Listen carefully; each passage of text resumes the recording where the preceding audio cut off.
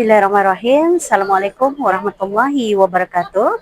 Selamat datang ke Pesta Buku Brunei 2024. Waalaikumsalam, selamat datang. Terima kasih. Apa kabar Dayang? Alhamdulillah sehat. Apa kabar kakak? Alhamdulillah Alhamdulillah. sehat. Baik, Auda pengunjung, petang ini kita ni akan ada temu sapa bersama penulis muda, penulis daripada buku Introspeksi Bina Keyakinan Diri. Bersama kita ni pada hari ini ialah Dayang Nurul Hazirah Binti Haji Jahari. Panggil Nuha. Baik, nama pena yang dikenali dengan Nuha. Apakah sebenarnya buku ni?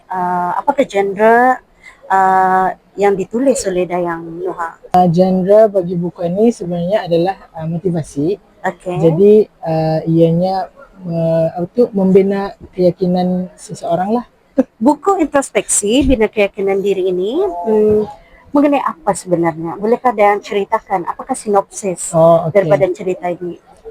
Jadi sinopsis dari cerita ini ialah di mana ada seseorang atau perempuan inilah, this girl, ia akan confess rasa cintanya arah ke seseorang cakap. Tapi dari sana diorang dua ni macam indah kenal each other lah cakap. Jadi kiranya in a way bini-bini ni malulah kan cakap directly, so ia tulis saja dari buku ni. Baik.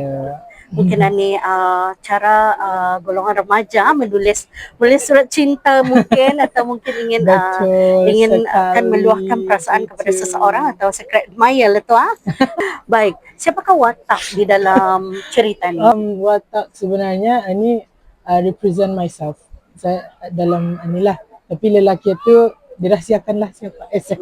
Mungkin ada initial Allah bahayanya. Dah payah initial. Malu. Jadi wataknya ialah Nuha sendiri dan lelaki yang disukainya. Betul. Dulu. Masa ni, apakah sekarang? Move on sudah. Sudah move on. Jadi mungkin dapat dikatakan Nuha mempunyai perasaan tetapi dipendam dan begitulah. Lelaki itu pun belum kesampaian atau macam mana? Belum diketahui. Baik, saya teruja sebenarnya apabila membaca buku ini. Ia penuh dengan kata-kata inspirasi, kata-kata motivasi yang sebenarnya perempuan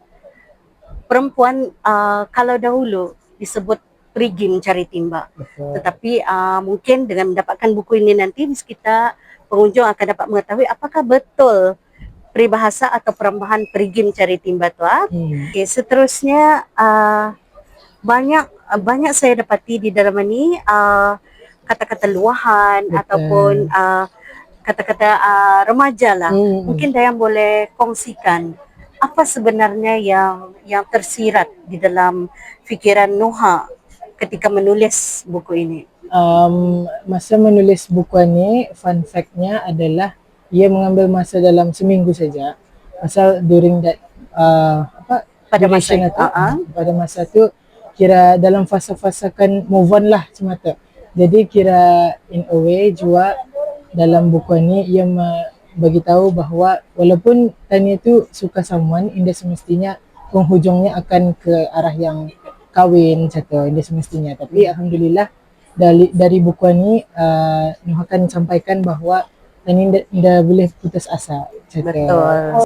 Jadi dengan tidak berputus asa, dengan move on ataupun dalam bahasa Melayunya melupakan segala yang keluh kesah dan meneruskan kehidupannya. Selepas introspeksi bina keyakinan diri ini, apakah ada sambungan yang akan bakal Nuha tulis lagi? Sebenarnya sambungannya tu nada pulang tapi mungkin boleh akan diteruskan lah, tapi dengan genre yang berbeza insyaAllah.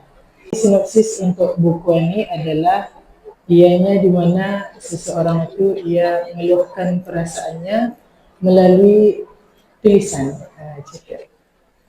Memang lumrahlah sebagai generasi muda memang kan meluahkan sesuatu itu melalui tulisan atau pada masa ni WhatsApp tapi untuk berterus terang kepada seseorang itu mungkin macam mana?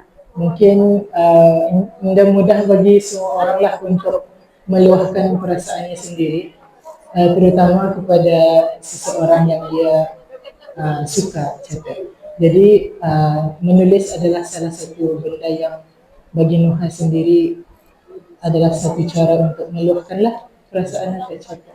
Di dalam buku ini juga ada ulasan daripada kaunselor profesional yang boleh memotivasikan lagi sesiapa yang berada dalam keadaan sama seperti keadaan Nuha. Allah. Secara kesimpulannya saya mendapati buku ini penuh dengan pengajaran ataupun boleh dijadikan panduan kepada sesiapa golongan remaja atau siapa-siapa yang mengalami keluh kesah, keinginan yang tidak dapat diluahkan secara bersemuka.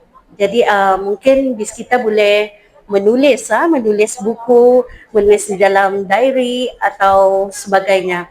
Ayah sekali, apakah hasrat Nuha ke arah masa depan, terutama dalam bidang penulisan? Saya harapkan semoga selepas ini ada lagi banyak karya yang dapat ditulis lah, insyaAllah. Dan semoga ini bukan buku yang terakhir. Dengan ini berakhirlah sudah temu sapa Ketani pada petang ini. Saya ucapkan semoga maju jaya, terus berkarya, menulis dan terus menulis. Memetik satu kata-kata hikmah daripada Pengarah Najib Mahmud Damit. Katanya, membaca buku itu insya-Allah kita boleh menulis. Betul. Okey, sekian. Wabillahi taufik wal hidayah. Assalamualaikum warahmatullahi wabarakatuh.